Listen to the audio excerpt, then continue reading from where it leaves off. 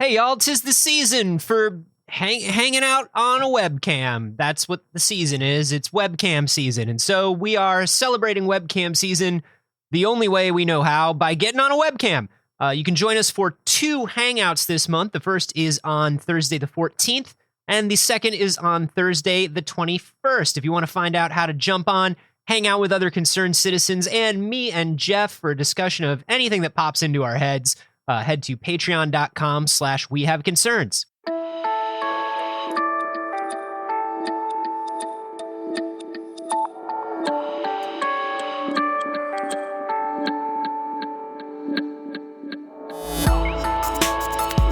It seemed really pessimistic when you said it, but Sure. now I'm living through it. Yeah, they all come crawling back to the old pessimist Anthony when the world is literally on fire, don't they? This is We Have Concerns. Hi, Jeff Canada. Hi, Anthony Carboni. Hello, concerned citizens. Let's talk about the International Space Station. Where we're all going to try to escape to. Let's get there, shall we? How do we get to the space station? How do I get on the space station now? Get me to the space station. 2 tickets to paradise. Let's get up there. No, but seriously, how do I get to this? Jeff. Yeah. We got to get up to We the gotta fucking space station. We got to stow away on something. We have to get off this We got to planet. get out of here. We have got to get off of this rock. We got an interesting story sent to us by Toon Reborn over there on the old subreddit. Oh, that's Yeah. wehaveconcerns.reddit.com. Thanks, Toon Reborn. Yeah. This is a story about the International Space Station, which And how we're going to get there. where it's all about. It's a got to fucking get there. 12-point plan to stow away. We're not wealthy men, Jeff. No, we are not. When they start to colonize other planets, We got to come up with other ways to get there. if we are living in the movie Passengers, we are not even Chris Pratt. Oh no! If we're going to Elysium, we're not going to Elysium. We're not even Matt Damon. We're not Matt Damon. We're not even a guy who's in a position to steal a thing. Oh God. No, this is a story about the space station, and I always think of it as being a sterile environment. You Gleaming white yeah, beacon of technology and humankind's just caring for one another and desire to move forward into the future. very important. Of course, they Clean. sterilize every piece that's going to go to the space station. They have to make it safe for the astronauts up in orbit there. But do you know what's not sterile, Anthony? People? Human beings. Yeah, the second you said we have to sterilize every bit before it goes up there, I thought to myself, I said, why haven't I ever thought about what happens after? Like, you only sterilize it once. You sterilize it before. You sterilize it before. It's like cleaning a pool before camp opens for the season. Yeah, exactly. You know what I mean? Yeah. It's like, boy, this sure is a very clean and safe and sanitary swimming pool. Yeah. Now let in the children and teenagers of all ages. It's like last weekend, my wife had some people over from her college class. That's your first mistake. Yeah. And before they came over, it was like this big reunion of all her college friends. Gross. And before they came over, we cleaned the house like crazy. Yeah. And I was like, well, literally, this is the shortest period this house is going to stay clean. Yeah, we're 'cause putting then- in so much The work. second everybody gets there, it's a college party. It's all the keg stands. It's all- How many keg stands did you do? Yeah, so many keg stands. Turned into a frat house, Yeah, right? exactly. I was mean, like my that- wife's college friends, they rage. Yeah, if they rage anything like I know your wife rages, then, I mean, you guys put together, what, 3-4 puzzles? Yeah, we do. Yeah! Oh, it's so good. So that's kind of what the We international. learned the rules to Illimat, and we had I didn't get that last and we week. had moon pies. Man, it was Hardcore. crazy. You have not. We went to bed at 9 p.m. We were like, put the kids to bed, and then we realized we literally had already put the kids to bed. Yeah. And we were being very quiet because the children were already in bed. Yeah, but like a little bit less quiet than we normally are because we were raging. But still quiet because the children are asleep. Respect the children. You don't want to wake them up. Hey, respect the children. So that's my kinda, party motto. That's kind of how the International Space Station is. It's clean before the party gets Right. there. But it turns out human And beings. it stays clean when all the boring people get there. Actually, they probably rage more than my wife and I do.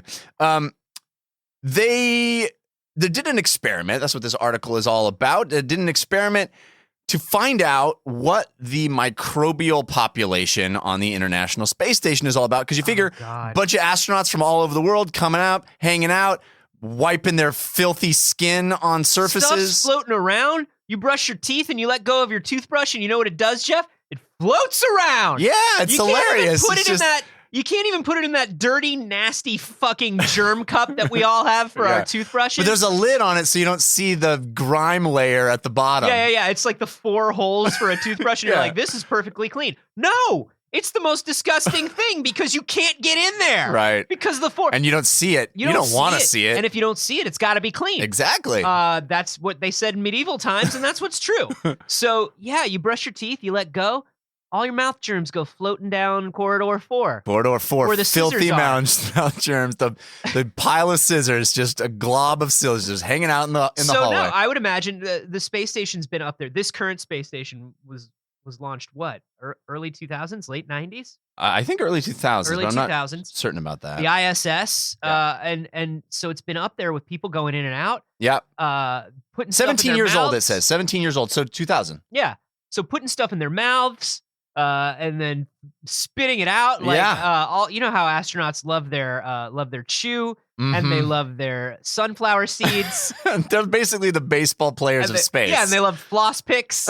But they don't like throwing them out. They just like flicking them away like a cool guy. Yeah. Hey, man, if I was in space, to be fair, like a cool dentist. That's all I would be doing. I would be just throwing stuff hither and yon. Stuff that's been in my mouth. Stuff that's been in my mouth, I would just spit like a cool dentist who doesn't follow the rules and like keeps rolled up floss picks in his shirt. I know this has nothing to do with what we're talking about now. I'm just coming up with a character I like for later. I think you just discovered Steve Martin from Little Shop of Horrors. Oh, that's what it is. No, but over 17 years, here's my other thing. Yeah. You gonna tell an astronaut to deep clean?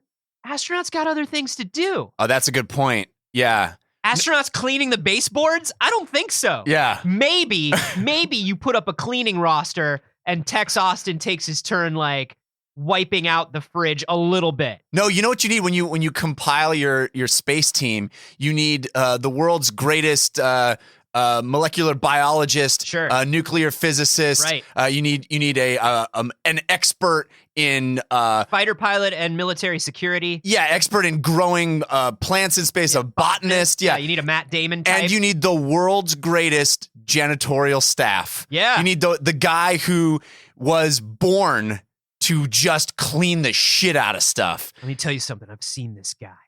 Yeah? I've seen this guy. He walks into a room, and I swear to God, he's already envisioning it clean. Yeah. You take him into the dirtiest room and he sees it. He doesn't see a dirty room. He sees the way to clean. Yeah. Like no one I've ever known. He spent 2 years in the New York subway system underground cleaning one particular bathroom. You know the bathroom. The clean one? The bathroom, the one clean bathroom that the locals didn't tell anyone about. Yeah. Because like the second you let a tourist in there, am I right? Mm-hmm. You know what I'm saying? Oh, you don't want them to, they'll just fuck it up. They'll fuck it up. They'll tell everybody where the clean bathroom is. This guy was responsible for that bathroom. I once was eating my sunflower seeds. You know how we astronauts love our sunflower seeds. Oh, yeah, totally. And I swear, you know how good I am about spitting directly into the can? Yeah, sometimes. I one little seed went stray. No one saw it. No one knew.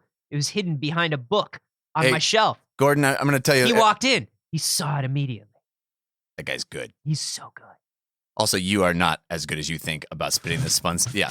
What are you talking about, man? You miss a lot. That's crazy. I mean, you think you don't miss. How did you get sunflower seeds into your coffee? Exactly. You haven't even been eating sunflower seeds. No, you have.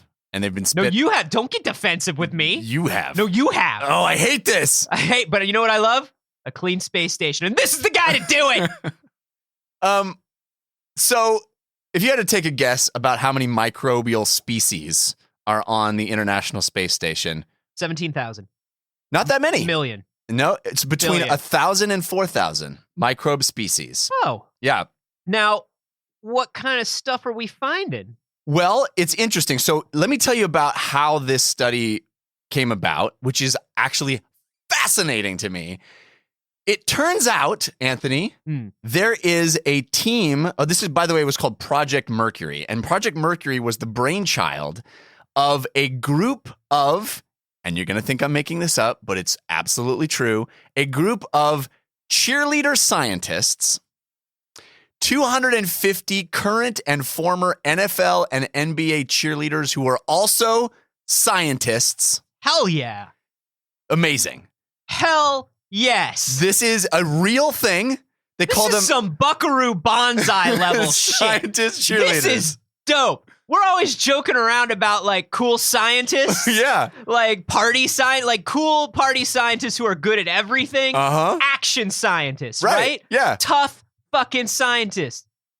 These cheerleaders are actual tough scientists. We got to expand our show Bible. Holy shit. Yeah, cheerleader scientists, real thing. I'm always joking around about it like, listen, I don't like when attractive, coordinated people are also other things. Oh, me neither. That's why we hate gymnasts. That's why, listen, fucking gymnasts. Oh, the worst. Fucking idiot gymnasts. Hate them. With their lithe, compact, look at me. flexible bodies that are all muscle. I move with grace and fluidity.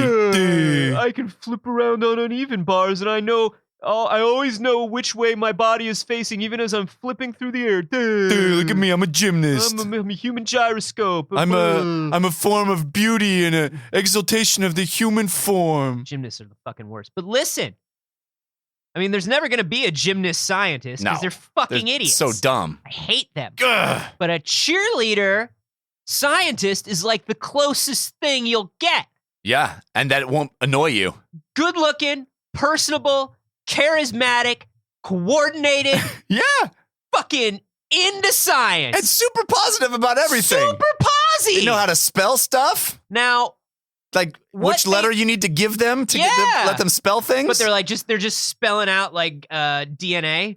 You're spelling out long chains of chromosomes. You're just like, give me a D, give me an N, give me an A. No, it's all like Gattaca.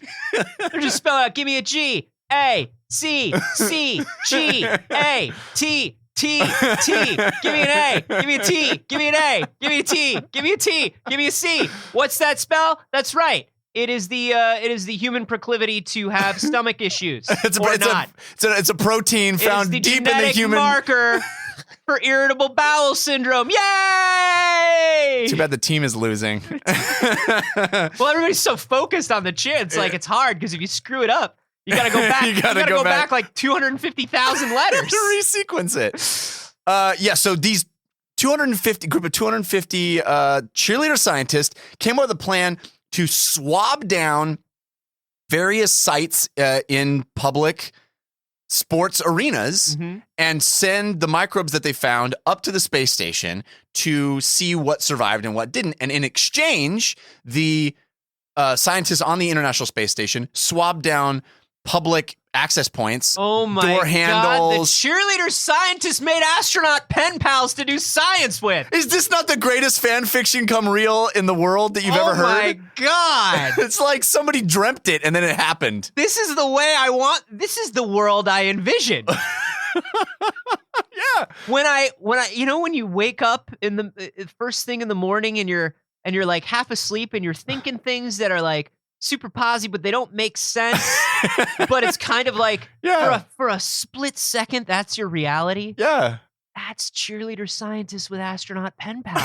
It really is. That's the sort of thing I would mumble to myself, and my wife would be like, I didn't want to wake you up. You sound like you're in a magical fantasy place of weirdness. Yeah, like when you're watching, you know how you do when you're ready for some football and you want to watch a Monday night party. Ready for some football? Yeah, you know how you love to do myself. Yeah, and you on Monday night, and it's like the Dallas Cowboys against the Philadelphia Eagles, and I still know all the words. And you're watching, and the cameraman like pans across the cheerleaders right before they go to commercial break, and they zoom in, and you go to yourself, man, I wonder what their pen pal scientist correspondence is like. You know how you always think that? Well, this kind of explains, now that you bring it up, when they pan the camera over, and the cheerleaders are kind of like, they didn't expect the camera to hit. Yeah. And I'm always wondering what they're doing with those graduated cylinders and Erlenmeyer flasks. Yeah.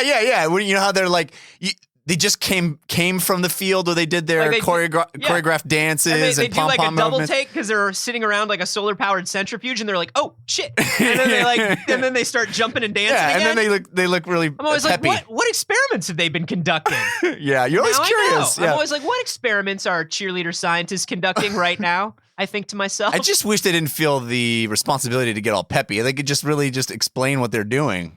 Yeah, you know? but you know what? If there's one thing TED Talks have taught us, somebody who's really excited and charismatic about what they're doing really makes a difference. It does. It does. We need to see more cheerleader scientist TED Talks. Think about like a Steve Jobs keynote, right? Yeah. You know, talking about like literally just trash that doesn't matter, like a Walkman for the new digital age, right? But you're so fucking hype. Yeah. And then Elon Musk comes out and he's like talking about a fleet of robot servants, and you're like, get through a sentence. Hey, asshole! Be more like the Iron Man I want you to be. And then we will make the boring company. But it's more like, and then we will, there's a company and we're making it, and the cars are doing the yeah. But it's not even like in a stuttery, brilliant, I'm the sidekick in an action movie way. Right. It's just like Elon Musk like never he didn't sleeps, prepare. and he doesn't prepare. He doesn't practice. He's just literally contemporaneously talking about what he was doing that day. He comes out with like a coffee in each hand because he's so fucking tired. Yeah. It's just like, Elon, send someone else out there, dude. Yeah. I think I meant to say extemporaneously. I said contemporaneously, which is not a word. Unless I made it up. Did I make up that word? You didn't make it up. It just doesn't, it's not the one. It's not anything. It's not the one. Conflated two things. But that's what I'm saying. Cheerleader Scientist is way better because Cheerleader Scientist is more in that Steve Jobs category. Yeah, totally. Cheerleader Scientist is explaining it to you. They're getting you involved. They make you excited for it. So here's my thing. So you send up these swabs from all of these different sporting arenas. Mm-hmm. Sports plusses, is that what they're called? It's a sports plus. So you send up from all these sports chalet. These maps. Multiplayer maps, is that what they're called? Yeah. So you send up the germs from these multiplayer maps from the DLC or wherever football is played. And what do the scientists find in the space station? What survives? So it turns out that the fastest growing microbe that the cheerleaders sent up was Bacillus arabati, which was collected from a practice field that the Oakland Raiders use. So go Raiders! Go Raiders! Raiders won. What is Bacillus arabati? I don't know. It's a microbe. It's you put it in an arrabbiata. It's delicious. It's a little spicy, but not too spicy. It's the hidden ingredient. That's what it is. Hidden in plain sight. You put a little. Yeah. But in exchange, the scientists swabbed like windowsill. Well, they don't have windowsills, but you know, like the microphone that they talked into they to talk down to Houston. Windowsills and toilet paper koozies. Yeah. And you know, all the adorable stuff. They're like they're doilies that they put out for good company. Yeah. The fancy china. Yeah, that little inside the hut. The little container. On the space station. The little container where they keep their shoes and they take them off when they come in the door. Yeah. Yeah, all that stuff. Okay, and what'd they find? They found, like I said, between 1,036 and 4,294 operational taxonomic units, which is basically different species of microbe. Cool. Anything interesting or that they didn't expect? Yeah, it turns out, I would guess, unsurprisingly, that it generally maps what you would find in your house. Okay. Like where human beings are is where human beings are, and the same types of stuff hitches a ride on a human in anywhere that you see it. For a few microbes, where they looked at it and they were like, huh, and that's how they found out Tex Austin snuck a dog up onto the ISS. What? There's dog microbes up in here? Let me tell you something. You get a little bag. Yeah. An astronaut gets a little bag to bring their personal effects. It's very small. You know? So small dog, but you can fit a small dog in there. You can get like a teacup Maltese in there. Yeah. And you wouldn't think Tex Austin's a teacup Maltese guy. No. But you'd picture him as what? Golden Retriever, Labrador guy. It does explain why that maybe a beagle. You would think it maybe definitely. Maybe he's got like an old beagle. It does explain why that cardboard box came to move on its own all the time. The one that had the holes cut in it. Yeah. And every time they turn to look at it, one of the foreign scientists, like one of the Chinese or Russian astronauts turns around. They're like, "What's going on?" The box is like bling, zoinks, and just like real quiet. They turn around, they hear like a shuffling. But I don't think the box was there last time I looked. Oh yeah, it was totally there. It was definitely Comrade Austin. I believe this box is very large to be in this particular space station. How you say personal effect? That's my box. It's my box. Hey, don't step on the box! Jesus Christ! Oh God! I knew it was dog whole time. Dos Vidania, motherfucker. And then he just slowly floats away. Because you can do that on the space station. Yeah, just maintain eye contact. You can just maintain eye contact and slowly push off. You don't even have to move. You can just you can plank in the air and just kind of look. Yeah. And just so cold. It's so cold. you It's a picture him cold doing move. big arms while he floats away, but no, he's just like a pin. So no, they found mostly stuff that you would find in your own home. Yeah, strangely though, they did find way more Staphylococcus than you would expect. Oh no! Yeah. No staph infections on the ISS, Isn't please. that messed up? Yeah. No a staph infections. Much more preponderance of Staphylococcus than on a typical home. Oh my god, dude. Yeah. We are going. Staph infections will be the death of us everywhere. Yeah. I'm not even kidding. Like we can't keep our hospitals clean. No. We can't keep our space stations clean. It's impossible. How are we we're gonna get to Mars. We're gonna build the first colony. Everyone's gonna die of a fucking staph infection. It's going to be ironic. That's I think that's the Fermi ironic paradox. or That's expected. That's the great. Well, maybe expected. That's the great. The great filter. filter is The great filter is staph infections. Yeah. Gross. It's such a bummer. Every species that's ever existed. What's weird about this thing is that 3 weeks afterwards, after they sent the microbes up, everybody on the ISS got jock itch. Yeah. There's a lot of athlete's foot on the ISS now that wasn't there before. Yeah, it's all a ploy by Procter and Gamble to sell more sprays. It's not a ploy, man. It's just if you've ever been in one of those locker rooms. Yeah. We got to expand our market to space. One more tidbit I want to bring up here. Sure. Which is that this article, right at the end, it kind of throws in the hook fact was still that on the door. the what? The hook was still on the door. The hook was still on the door. Like right at the end there. You didn't expect You it. didn't think that was going to happen. It was coming from inside the space station. And then the doctor says, I can't operate on him. He's my son. What? But the doctor can't be a son. Riddles. Riddles. They make a very particular point to say that they could only test for microbes that we already know about, like earthbound the ninth microbes. Gate! Yeah. The astronaut's wife! Yeah. Other boring films! Andromeda Strain. Yeah, that's a good one. Yeah. That's not a boring, that's a good one. That's the one. That's the one. That's the one. If you're Yeah. going to watch a movie about a space disease, get yourself the Andromeda Strawn is how we call it in film Andromeda school. Strain. The Andromeda Strawn. They couldn't test for anything that we don't know already how to test. No, but you put it in computer and computer goes unknown quantity found though, right? Like you can. Not again. They said that the sequencing technique the scientists use can only identify species that are already known. Oh, cool. Way to infect us all with space madness. So the cheerleader scientists who all start acting Bless really their weird hearts. after this. They're so optimistic about getting their space microbes. And they really pushed it through. We all had doubts, but they really convinced us. They're very convincing. They are so positive. They're just likable. They have pep. You just want to do whatever they say. And Yeah. like, we said, okay, they seem like they know what they're doing. You know, I wasn't going to let them do it, and then I saw the pom-poms come out, And then, yeah, and they spelled out exactly what they wanted to do. yeah, it was long because they were spelling out an entire brief, really. It really was. A proposal. Give me a step. 1. And then they started eating the human flesh. Yeah. That was the part And that was now it really all lines weird. up. Now Yeah. it all lines up. But their midriff showing. Beautiful. Beautiful. Weird. You know, we don't know if there's actually, we know there's a shit ton of microbes. Mhm. We don't know if any of them are aliens. Cool. Well, like 3 weeks from now, when we're living in The Mist or Stranger Things Mhm. or, The Stand or Yeah. Outbreak or literally any movie ever that should have been a clue not to do this, Mhm. we'll know where it came from.